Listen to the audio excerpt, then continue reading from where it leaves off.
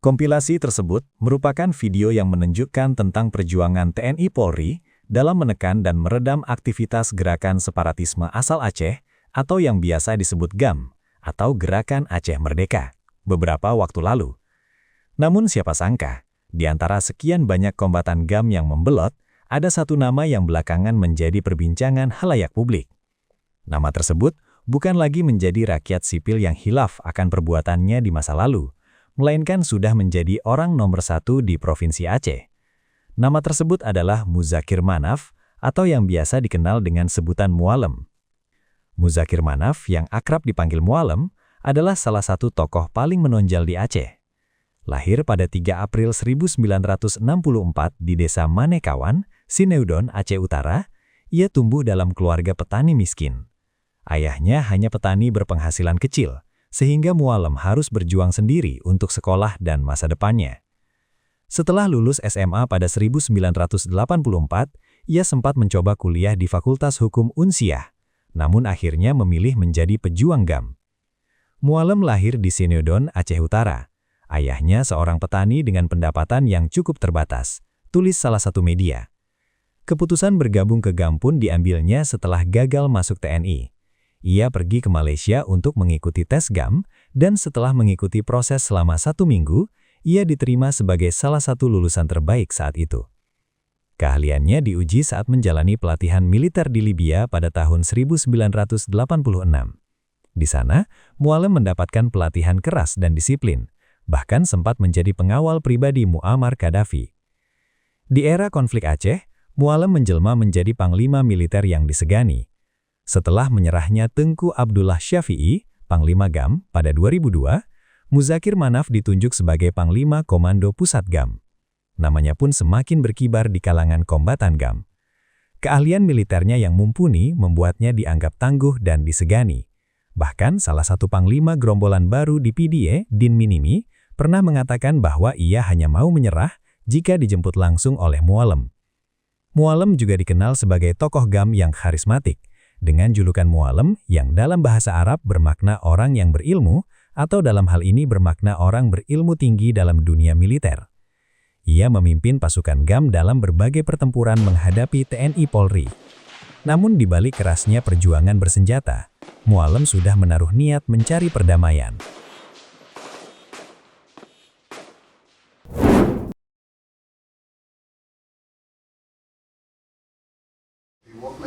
These folks have become dangerously out of touch with the election.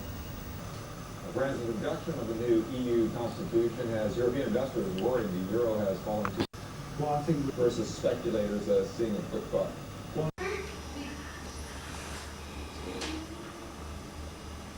Proses Damai Helsinki 2005. Peluang damai muncul setelah bencana tsunami Aceh 2004. Mualem ikut dalam perundingan penyelesaian konflik. Pada 15 Agustus 2005, Perjanjian Damai Helsinki ditandatangani oleh GAM dan pemerintah RI, mengakhiri konflik bersenjata Aceh. Mualem menjadi salah satu tokoh kunci proses ini. Setelah Perjanjian Damai Helsinki, sayap militer GAM resmi dibubarkan dan dibentuk Komite Peralihan Aceh, KPA, sebagai jembatan integrasi mantan kombatan ke masyarakat sipil. Mualem pun beralih ke ranah politik. Ia ditunjuk memimpin KPA dan kemudian mendirikan Partai Aceh pada 2007. Sebagai Ketua Umum Partai Aceh, langkah politik Mualem semakin jelas. Pada pemilihan Gubernur Aceh 2012, Mualem mencalonkan diri sebagai Wakil Gubernur berpasangan dengan Zaini Abdullah. Pasangan ini diusung Partai Aceh dan beberapa partai pendukung lainnya, serta akhirnya terpilih dengan sekitar 55,75% suara. Pelantikan Zaini Mualem terjadi pada 25 Juni 2012 oleh Mendagri Gamawan Fauzi. Dengan kemenangan ini, Mualem resmi menjadi Wakil Gubernur Aceh periode 2012-2017. Ia pun kembali ke puncak kekuasaan di wilayah yang dulu ia gerilyakan.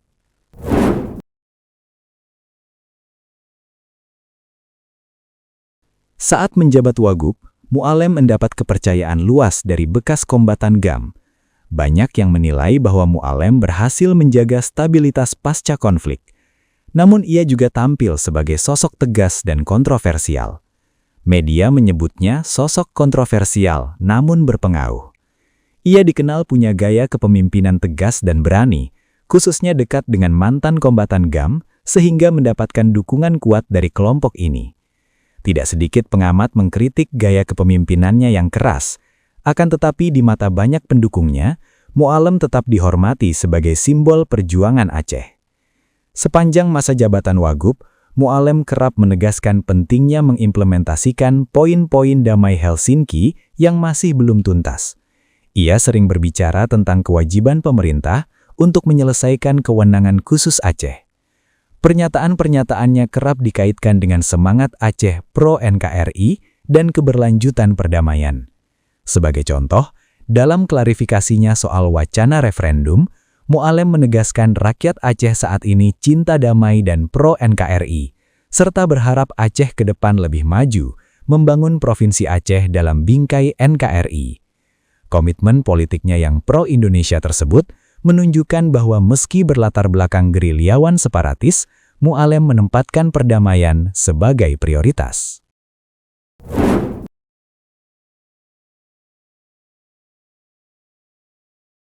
Pada Pilgub Aceh 2017, Mu'alem kembali mencalonkan diri sebagai calon gubernur, berpasangan dengan Teku Al-Khalid, tetapi kalah dari pasangan Irwandi Yusuf Nova Iriansyah, dengan Mu'alem hanya mendapat 31,74% suara, sedangkan Irwandi Yusuf mendapatkan 37,22% suara.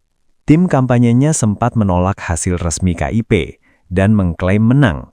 Namun pada akhirnya Irwandi tetap dilantik sebagai gubernur baru. Setelah kekalahan itu, Mu'alem tidak langsung menghilang dari politik. Pada 27 Desember 2022, ia dilantik sebagai Waliyul Ahdi atau Wali Nangro, jabatan tradisional tertinggi di lembaga Wali Nangro Aceh yang membuatnya pemangku jabatan adat terpenting jika Wali Nangro berhalangan. Selama periode ini, Mu'alem juga menggayat posisi di kancah nasional.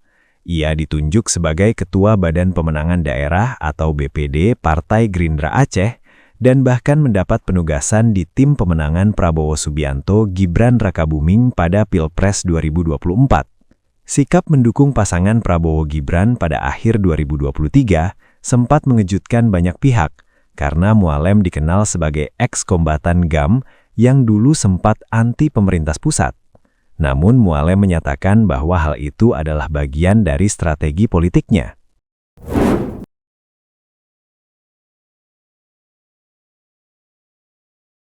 Pada Pilkada Aceh 2024, Mu'alem berpasangan dengan Fatlullah, tokoh politik muda Aceh. Masyarakat Aceh mengenalnya dengan sebutan Dek Fat. Pasangan Mu'alem Dek Fat diusung koalisi besar, Partai Aceh, Partai Nangro Aceh atau PNA, serta partai nasional seperti Gerindra, Demokrat, PPP, PKS, PKB, dan bahkan PDIP. Koalisi ini membawa pasangan tersebut meraih suara tertinggi, 1.492.846 suara atau 53,27% dari total suara sah. KIP Aceh menetapkan Mu'alem Dek Fat sebagai gubernur Wagub terpilih, menandai kembalinya Mu'alem ke pucuk pimpinan Aceh. Pasca penetapan, Mu'alem mengajak semua kubu politik di Aceh bersatu. Ia berkata, sekarang ini tidak ada lagi 01 maupun 02. Kini semua pendukung pasangan calon bersatu padu bersama-sama membangun Aceh demi mewujudkan kemakmuran masyarakat. Dalam pelantikan gubernur pada 12 Februari 2025, Mu'alem resmi mengemban tugas barunya sebagai gubernur Aceh periode 2025-2030. Pelantikan ini disaksikan oleh ribuan tamu, termasuk pejabat pusat dan tokoh Aceh.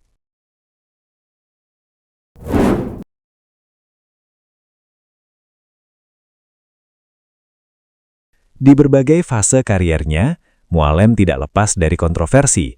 Salah satu yang paling heboh adalah pernyataannya soal referendum Aceh pada 2019.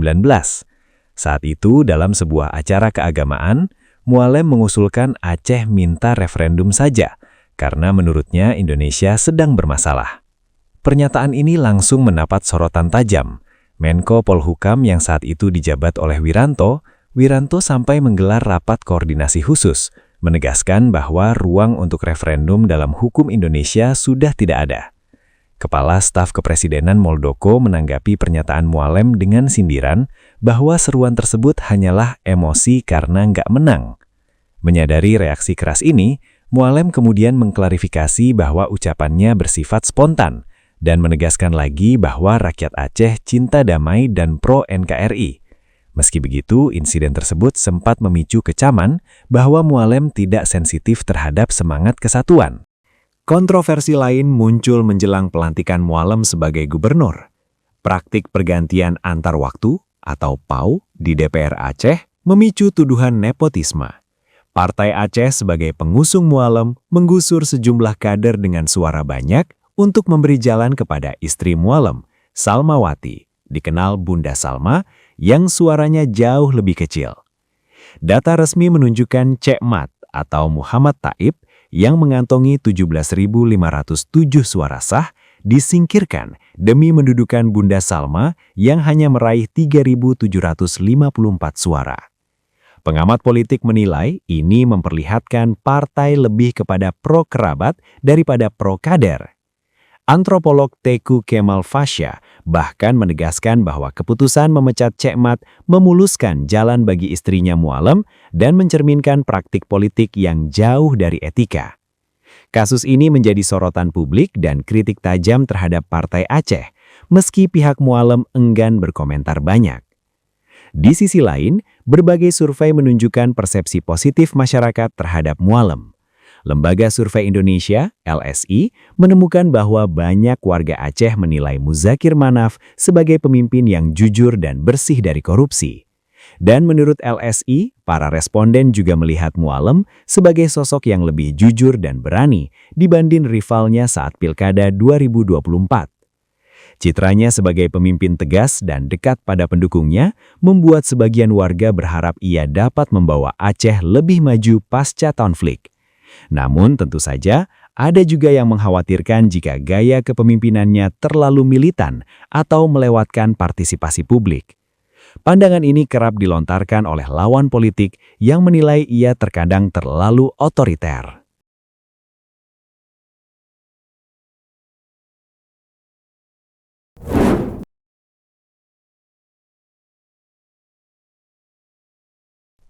Sebagai Gubernur Aceh, Mualem telah merumuskan visi membangun Aceh yang lebih maju dan sejahtera. Dia menekankan penguatan implementasi Undang-Undang Pemerintahan Aceh atau UU Nomor 11 2006 agar otonomi khusus Aceh benar-benar dirasakan manfaatnya.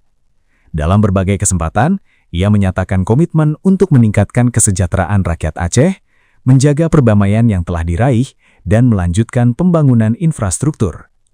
Misalnya setelah dilantik, ia mengatakan akan fokus memperkuat pelaksanaan poin-poin MOU Helsinki dan UUPA di lapangan.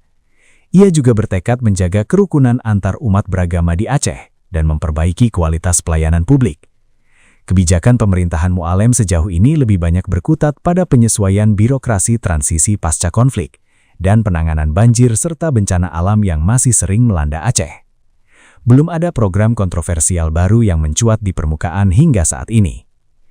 Masyarakat pun masih memantau langkah-langkah awal kepemimpinan Mualem. Sebagian besar berharap ia bisa memenuhi janji ekonomi dan kesejahteraan.